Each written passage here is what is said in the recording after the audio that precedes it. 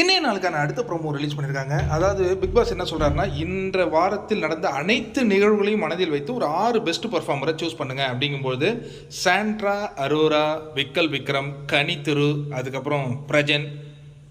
சபரி எப்படி சூஸ் பண்ணீங்க? அந்த பொண்ணு யார்? அந்த சுபிக்ஷா ஒரு பொருளை சேவ் பண்ணிச்சு, ஒரு பொருளை எடுத்துச்சு, இன்னொன்று அதுக்கு தெரியுதோ தெரியலையா, படம் பார்த்துச்சோ பார்க்கலையோ, ஏதோ நாகேஷ் மாதிரி அப்படி இப்படி சுற்றி வந்துச்சு. பெஸ்ட் பர்ஃபார்ம் கண்டிப்பாக கொடுத்துருக்கலாமே. ஏன்னா சபரி சும்மா குணா கோகை கட்டுறேன்னு சொல்லிட்டு அபிராமின்னு சொல்லிட்டு உட்காந்துருந்தவனுக்கெல்லாம் பெஸ்ட் பர்ஃபார்மனா ஒன்றுமே புரியல. உடனே இவங்க பெஸ்ட் பர்ஃபார்மர் 6 பேரை தேர்ந்தெடுக்கனால இவங்க உற்சாகமாக தான் எல்லாம் சொல்லிட்டு இருக்கிறாங்க, வாக்குகள் செலுத்துறாங்க. டெமோவுக்கு ஒரு 8 வாக்குகள் வந்தது. நண்பர் ஒருத்தர் சொல்லியிருந்தாங்க அரோராவுக்கு 8 வாக்குகள் தான் வந்தது, அதை அவங்க மறைச்சிட்டு போயிட்டாங்கன்னா அது அவங்க எடுக்கிற முடியும், நம்ம என்னங்க அதுக்கெல்லாம் பண்ண முடியும். பட் மறைத்தால் மக்கள் பார்ப்பாங்க, அதுக்கான கேள்வியை கண்டிப்பாக கேட்பாங்க.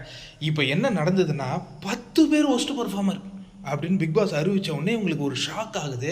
ஷாக் ஆனதுக்கு பிறகு நடந்த ஒரு நிகழ்வு தான் என்னென்னா 10 பேரையும் தூக்கி ஜெயிலில் போடணுன்ட்டாருங்க. இப்போ இருக்கிறதே அந்த குட்டி ஜெயிலு, இதில் 10 பேர் ஒன்றா போய் உட்காந்துக்கிட்டு ஐயோ, அதுவும் பாருங்களேன், எஃப்ஜே, பார்வதி, திவ்யா, கம்ருதீன், கானா வினோத், கரகட்ட